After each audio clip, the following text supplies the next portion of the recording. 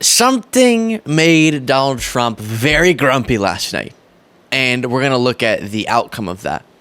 First, the context, and this is a part of a broader trend or a pattern we're seeing with Trump lashing out at comedians. I'll show you a rally moment where he gets upset with Kimmel, and then Kimmel's reaction. But first, here, Colbert upset Trump by saying in an interview, quote, "I've had him on before," asked about if he'd have Trump on his show, and said, "I've had him on before and he was kind of boring. So no, I don't like to have people on the show who I don't think are going to be honest agents of their own ideas. Politicians always represent an idea. So if I think a politician is disingenuous, and not to point out Mr. Trump specifically, because there are many politicians I wouldn't want to talk to that I think do not honestly represent what they actually believe, but are rather just playing to a crowd. That's just no fun." So that's what he said. Absolutely true. And Trump was very unhappy, posting almost exactly at midnight this: "I briefly watched an interview of Stephen Colbert on highly government-subsidized PBS and found it fascinating for only one reason. Why would they be wasting time and the public's money on this complete and total loser? He's not funny, which he gets paid far too much to be. He's not wise. He's very boring, and his show is dying from a complete lack of viewers. Gutfeld on cable is killing him. CBS should terminate his contract and pick almost anyone right off the street who would do better, and for far less money. Or I could recommend someone much more talented and smarter who would do it for free." The good news for Stephen is that the two dopes on NBC and ABC are not much better than him. He can't, as we saw at the debate, control himself. He's so impulsive, and he has to publicly rant, just rant in private. He has to publicly rant when someone hurts his feelings. The weakness you exhibit when you get upset at a talk show host for talking about you in a way that you found insulting is stunning when you're running for president of the United States. But again, this is something Trump is not just doing with Stephen Colbert. You also have him with Jimmy Kimmel saying this. And ABC is dying. He was the worst host in the history of the Academy Awards. Remember I did that? Remember I wrote I put a truth. Everybody should go to Truth immediately. And by the way, we also love Elon, I have to tell you. Gave me a big endorsement. Big one. But remember in the Academy Awards, I said how he's the worst host in the history of the Academy Awards. And this stupid guy goes up, and just before the Best Picture of the Year, the show is almost over. They're waiting for the Best Picture of the Year. He gets up and he says, and his wife said, "Please don't do it. Please, darling, don't go out." His manager said, "Don't do it. I have to do it." He goes out and reads my truth to the entire audience right before the prime time, the Best Picture. And it said basically, he is the worst host in the history. He reads the whole thing. And then I think he said something like, "Ha, ha, ha, he thinks he bothers me," or some crap like that. I said, he's one of the dumbest human beings ever. He should have listened to his wife. What a dope. He loves that term, dope. We'll be right back to the video. Just really quickly, if you're not already, I would appreciate you clicking that subscribe button. We are really close to 1 million subscribers. You can help us get there. Easy, free way. And then we do have merch at lukebeasleymerch.com with Harris as a promo code. You can get free shipping. Super cool election-themed merch. Check it out. Back to the video. It's pitiful. And what he did, I don't know if he realizes this or not, but this is a late-night show host's dream. This is anyone in politics' dream, especially if they're opposed to Trump. If Trump came after me, that would be very strange, given that there's bigger people he probably would pick first. But let's say I really got under his skin somehow, and he came after me, we would be popping the champagne in the office when we learned of that news. Because, of course, it spikes interest in what you're going to say in response. And it gives you a certain level of liberal credibility, right? Kimmel talking about Trump being upset about him, it gives him that credibility. So does Stephen Colbert. And Trump just can't help himself. And he tries to make the moment he's talking about, I guess, at the Oscars that was iconic, where Kimmel goes, well, we got a review in already, and reads out what Trump was live Truth Socialing about the Oscars and how bad Kimmel was doing. And it was hilarious. It was well-timed. People loved it. Trump tries to make it seem like there was some disaster. Everyone's saying, don't do it, Jimmy, don't do it. He's projecting that he wants Kimmel to be the one who's acting out of insecurity, when obviously it's Trump. And because of copyright stuff, I am worried to play Kimmel's reaction on his show last night, but it was awesome. I'll read you some of what he said. Donald, thank you for your support, and I'm glad I have your attention. Oh, wait, this is actually... Kimmel responded and said some funny stuff. And then he brought his wife out because Trump mentioned his wife. And this is the quote from his wife. Donald, thank you for your support, and I'm glad I have your attention, because 1 in 3 women currently in this country is living under an abortion ban because you stacked our Supreme Court. Thanks to you, women in 21 states can't make their own choice about their own life and their own body, and 10 U.S. states make no exceptions for rape or incest. The party you run so bigly and so beautifully, the party that cares so much about motherhood, just blocked a bill that would protect our access to IVF. Women are dying and good doctors are quitting because they can't get or give the reproductive care women desperately need. So my advice for you is to shut up and go away, go to Mar-a-Lago, spend all day, every day, cheating on golf and masturbating to Newsmax, and let a competent woman take over. That's my advice. Thanks for listening. So that's a brilliant response. And I showed for you a contrast yesterday between Biden's UN speech as the sitting president and the former president, Trump, speaking also at the UN when he was president, and how poorly that went. Biden's final address to the UN General Assembly, talking about his decision to put his country above himself. Trump never exhibiting such a character trait. We talked about that. Here's another example. Meanwhile, we'll do a little split screen. While Trump lashes out at comedians because they hurt his fifis, Biden is again talking about a decision that was historic, especially in how it represented a willingness to give up power voluntarily, something Trump can't do. And look. And this is on The View, by the way. I never fully believed the assertions that somehow there was this overwhelming reluctance of my running again.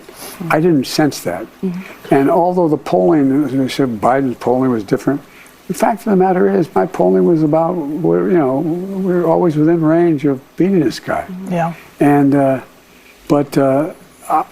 what I did was, I think there were, it makes sense. There were some folks who would like to see me step aside so they have a chance to move on. I get that. That's just human nature. But that wasn't the reason that I stepped down. I stepped down because I started thinking about it. You know, it's hard to think of, I know you're only 30, but it's hard to think of, it's hard for me to even say how old I am. No, I'm serious. I don't know. Why is that? I give my word. It's like, holy God, that can't be right. that just can't be right. I'm your age, by the way. The number gives me vertigo. No. Yes, it does. I am. I'm your age. No woman close to me is as old as I am. None. I'm telling you, sir. Right now they are. And Mr. President, do you think had you stayed in the race, would you have won? Yes. Yeah. I was confident I would beat Trump. Listen, I He's a didn't like loser. the way they did it. I'm going to just say it out loud because nobody says it out loud. I didn't like the way it was done publicly. I thought they could have done this in a different way because we didn't need to hear all the inner fighting. I didn't like it. I'm saying it to you. You were my ride or die. I was going wherever you were going, that's what I would do. So I just wanted to say that because I always felt you were going to probably do 4 years and then try to figure out where to go with Kamala. Then he just wouldn't go. He was like a bug.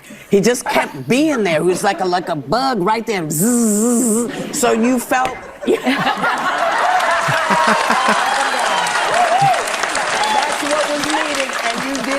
I just want to say thank you, but thank you for everything you've done. So there, I know that was sort of a long clip and I have a little bit more, but here he says he's at peace with his decision. So talking about how it's not that he believed every argument that was made, but he saw, even if he disagreed with some of the arguments, that it was for the best of the country for him to step off the ticket. Doing something that Trump would never do. It would be for the best of the country for him. It would be the best thing for the Republican Party for him to step off the ticket. They'd have a better chance of winning. Too late now, but they would have. A normal generic Republican probably could have defeated the Democratic candidate given a whole host of reasons, many of which I find irrational, but is the state of the political situation.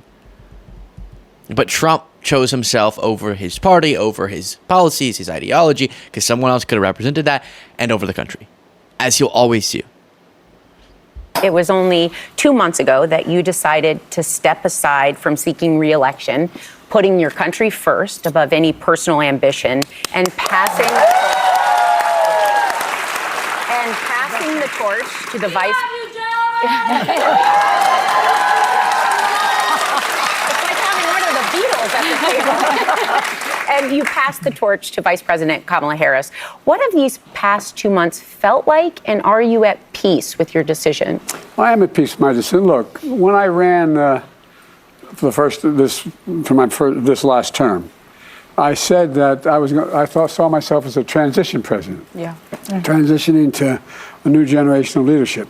Now, I know I only look 40, but I'm 180 years old. I've been around forever. And but what happened was we were having so much success in getting things done that people thought we couldn't get done. Right. I found myself having used more time than I would have ordinarily to pass that torch. But working with Kamala, she is bright, she is tough, she's honorable, and the thing I like about her, and one thing we share in common, is that we have an optimistic view of the future here. Yeah. I mean, Yeah. So, an interesting point as well. Why, the question goes, why did you say you were going to be transition president, but then it, until the last second, wasn't going to be that and you wanted to do a second term? You initially indicated first term, or you would just do one term, then you tried for a second until, again, that decision. And he's saying, well, as things were getting done and achievements were being had, I realized I could keep this up if I had a few more years. Makes sense. Because I think a lot of people wonder that. Why didn't you prepare beforehand for Kamala to be your successor? And that makes sense. Now knowing that he would have ended up stepping off the ticket, it would have been nice to have more time to build the campaign around Harris. But he ultimately made what we now see is definitely the right decision, given how Harris's campaign has benefited from this surge of momentum and people who wanted just a different option than the matchup we've been dealing with essentially since 2019. And she provides that, and so that initial surge of excitement hopefully will carry us right through the election. And then, honestly, he won't probably say this, but he sort of indicates it. While he thought highly of Harris, a thing behind the scenes that reportedly was a hang-up for him and those who wanted him to stay on the ticket was their understanding that you could only, in this situation, otherwise you'd cause internal Democratic fighting that would have been disastrous. He could only, if he stepped off, endorse Harris, his vice president. Otherwise, the lack of confidence in the person that you've picked to be number two. And that's destructive politically. And so if he stepped off the ticket, he would have to endorse her in his mind and was worried about her ability to win.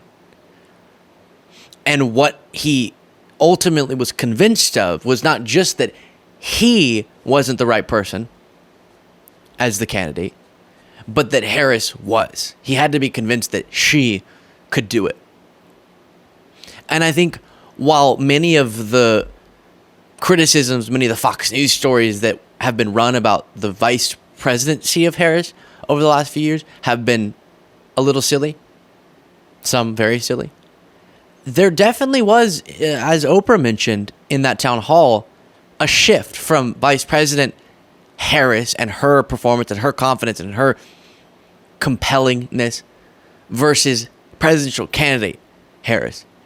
And she stepped into the role in a way that I think some didn't expect, and makes Biden's decision that much more justified.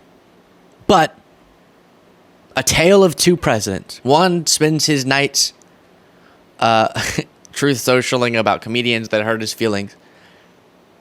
Another exemplifies character that the other could never, ever, ever.